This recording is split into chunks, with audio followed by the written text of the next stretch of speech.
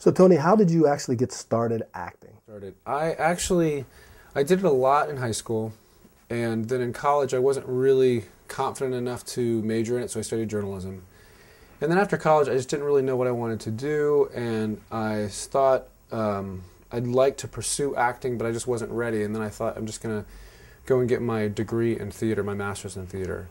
And so I went to school in Virginia, and then after that I had taken a trip to New York, and I thought, well, you know, I was 24 at the time, and I just thought I'd try New York, and I loved New York also, so I wanted the experience, and then just got up there and started doing off Broadway theater and commercials, and just kind of from there it just kind of ramped up. Mm-hmm. One question that I entertain quite frequently on the website is, how do you know when acting is right for you? So the question to you is, how did you know that acting was the right thing for you to do? Like, if somebody had told me that I'd be doing this now 20 years ago, I wouldn't have believed them. So it's hard to know that answer. I don't know if you ever really know if it's right for you. It's just a matter of kind of taking risks sometimes and just kind of putting yourself out there. And then also getting people around you that you respect to give feedback. You know, if it's been 2 or 3 years and you haven't seen any progress, and you haven't got any gigs, or you're still just kind of trying to make ends meet, that might be a time where you kind of reassess. Mm-hmm. You know. But I had people around me that just encouraged me, and I started to see jobs come in, commercials started to get more, I started to do more theater. So, but I don't know if there was ever one realization that this is right for me. I loved it. I loved performing, I loved making people laugh, I loved those moments when you're stepping into a different character and performing. But as a career, it was just something I just had to kind of risk and take a chance. Mm-hmm. You said that when you were in New York, you were working commercials and working off Broadway.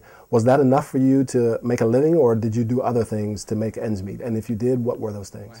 I knew I had to get survival work, and I did everything in New York. I did temping, I did cater waitering, which I loved, which I highly recommend. I do not wait tables well. The people's attitude towards food in this nation is just ridiculous, and how upset they get. But cater waiting was great because it was just these big parties that you set up with very wealthy New York people. You'd set up their party, and you just kind of pass out the food and wear a tux, and it was like $20 an hour, so it was really good money. Mm-hmm. And so I did that pretty much of many years in New York, and temping, and at one point I remember I got a job passing out flyers on the street, just anything to kind of to make the ends meet. The struggling actor syndrome. A lot of people say that if you're going to pursue acting, that's just part of the game. You have to count on the fact that you're going to have to struggle. Your thoughts on that? Yeah, you are going to be struggling, and it doesn't stop. It doesn't stop when you are, quote, successful, because what people with anything, there is a tremendous amount of rejection in this business, and most of that rejection you cannot take it personally because it typically has nothing to do with you. It just happens to do that they're going a different angle with the character. So the thing that's different about this business is, in a normal, quote, normal job, people will interview or go for interviews for like 2 months, and then they get a job for 2 or 3 years if they're lucky. With this business, you interview and audition for 2 or 3 years, and you're lucky if you get a job for 2 months. Like I said, you're obviously a very successful actor. Would you still be happy doing what you're doing if you had not been able to reach the level of success that you have right now? And I definitely would, because before I got the show that brought me out here to LA, Arrested Development, before I got that show, I was doing commercials and theater in New York, and I remember I'd kind of gotten to a place where I was very content living in New York. I loved my lifestyle, I loved my community, my friends, and 10 days before I got married, I was booked on Arrested Development, and then we found out we were moving out here. So I enjoyed that life. I mean, again, it was not easy finding gigs sometimes, but I just felt like it was kind of what I was supposed to be doing. A lot of people come to the website and say, I want to go to LA, because that's where everything's happening. So for someone coming to LA to study acting or to work as an actor, what are the kinds of things that they can expect? The difference with me is I got my start in New York. I got kind of my meeting people, the connections and all that stuff. I got that in New York. And I personally think New York is more accessible. It's a town where it's very easy to get around because of the subway. LA is very spread out.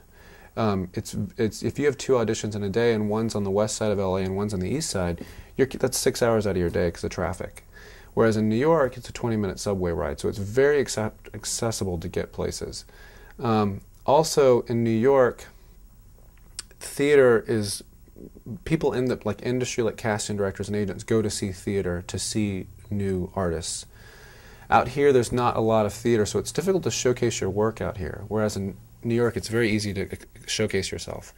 Are there any rules here in Hollywood? I mean, like do's and don'ts, things that you should follow? I think a big don't is, I think there's some kind of impression that, and I mean, I'm sure I'd done it early on in my career, but when actors walk into an audition room, they kind of feel like they have to have this attitude like, this is my part, and you're looking for me, and get ready. It's this kind of arrogance that is kind of brought into the room of like, I don't care, you know, you found me, I'm right here. And casting directors really just want a normal person walking in the room, you know, not like, just leave the arrogance and the ego at the door.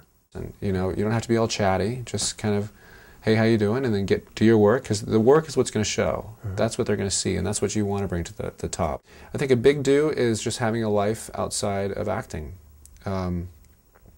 You've got to create a community for yourself. You've got to, again, create that support system. Now that you are a well-established actor, how important is training for you? Acting coaching, very important. There's a lady I go to out here named Diana Castle, and when I'm doing a film or something that I'm just really struggling with the character, I'll go to her. Just because you always, you know, don't ever think you're too good that you can't learn. You know, you gotta. I need her perspective. I need that fresh perspective of a piece of work I'm doing. One thing, like, she always, I just love what she would say, is you just can't, obviously this is such an obvious actor language, but you can't come from a place of judging the character.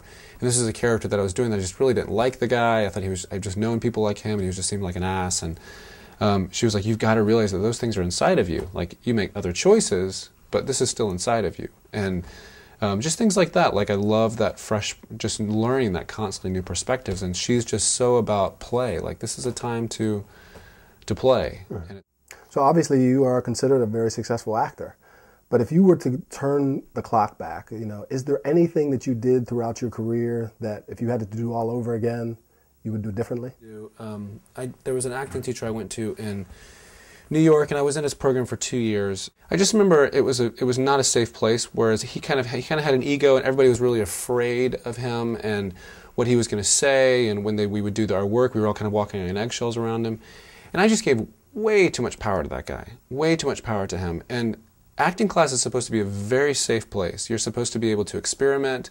It's a very vulnerable place where you're just kind of understanding material and all this kind of stuff, and working, you know, working it out in yourself. And I don't know, I'd redo that. I would not have given 2 years to that program.